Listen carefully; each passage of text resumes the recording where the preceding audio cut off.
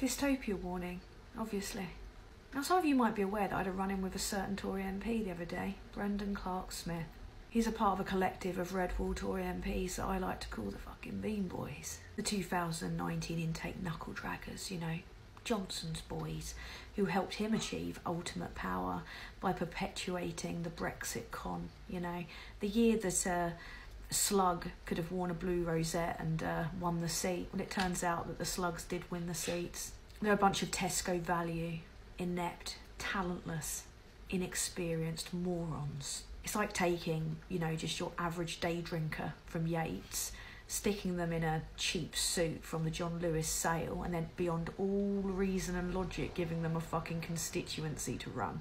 Because they're the guys that you really want to have power, aren't they? Now, I'll level with you, in the interests of absolute honesty, I razz the absolute crap out of them. And I think a little bit of razzing is the least that they deserve for, you know, destroying the country, pushing xenophobic policy like the Randa policy that not even Tory voters want, for making our immigrant workers who care for our most vulnerable feel like they're not welcome here, for only truly representing the worst and most bigoted in society.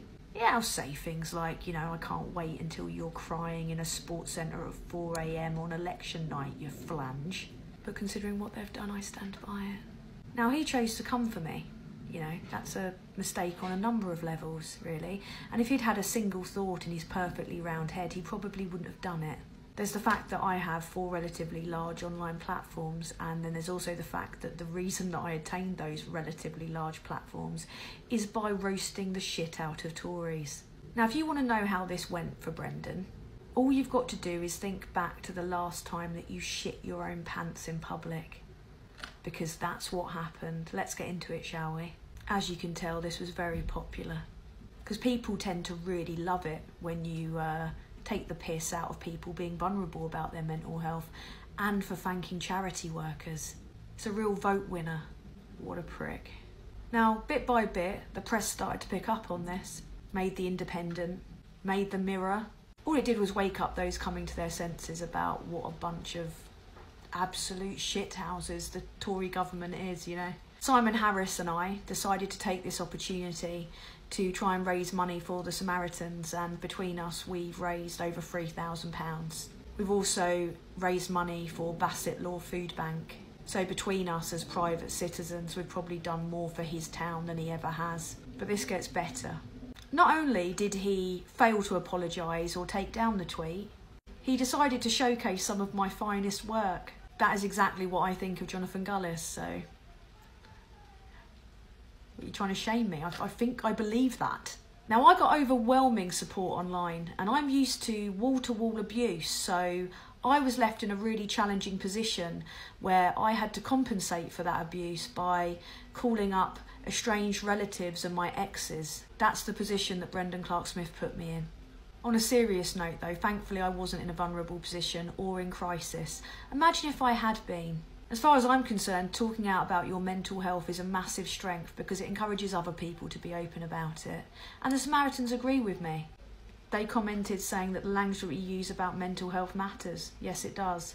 I'm not open about my mental health for a medal.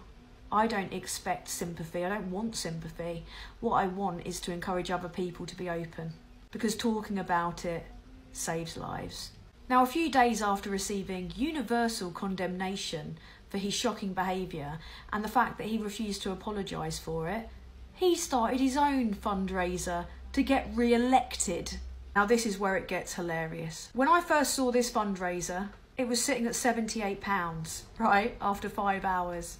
After I commented on it with a link to help, you know, the local communities' food banks, people started chipping in. People started paying £1 just to fucking rinse him. And some of the comments, absolute gold. This one from Chris Dev is particularly poignant. Treat yourself to a tin of beans, farty ass. This one from Dawn is just, here's £1. Take it and piss off. Even Boris Johnson chipped in. Sorry about wiping my dob on your curtains, old boy. There were countless comments, and I have to say they were largely comedy gold, so well done. One of the things that makes me most patriotic is British humour. Our ability to absolutely roast the shit out of others. His fundraiser's been up for 5 days. I told people how they could get a refund when he started deleting their comments. Do you want to see where it's standing at now? 50 supporters, right? £117. But he's the king of the Red Wall, you know? People started to comment on the fact that it's the first time they've ever seen a fundraiser go into reverse. I wonder why the king of the Red Wall has got such a, you know, a chip on his shoulder at the moment. Just so that you're all aware, the tactical vote for the Bassett Law constituency is Labour. Now, before I didn't have any particular, you know, emotional investment in it. He was just as bad as the rest of the Bean Boys, but as a consequence of this, it's war. Yeah, I'm going to work directly with the Labour candidate for Bassett Law, and we're going to guarantee that at 4 AM on election night, he's going to be crying in a sports centre. Now, if you've stuck around this long, there's a bit of information that I think is really important that I'd like to share. What Tory MPs like Anderson, Gullis, Brendan Clarke-Smith are doing is essentially rouging their cheeks and, you know, putting on their push-up bras in the hope that some mindless TV network like, you know, GB News, dimly lit telly for thick fucks, or Talk TV will give them, you know, like a 4 AM slot. They're trying to push this divisive nonsense anyway in an attempt to win votes, not knowing that most of the public have cottoned on to the con now. Yeah, like with Johnson, you know, the cat's out the bag. Everyone knows what he is, and everyone knows what those supporting him are. But the difference for people like Anderson, Gullis et al. Is they were just drafted in to be like a skull for Johnson to step on to get to where he wanted to go. And the Eton Mafia, right, they'll be fine. You know, they go from job to job, don't they? They play at being a journalist for a bit, fuck that up, then play at being a banker for a bit and destroy our economy, fuck that up, and then they go on to be an MP or a minister, and then they fuck that up with unbridled corruption or incompetence or inexperience because they feel that they're entitled to rule us.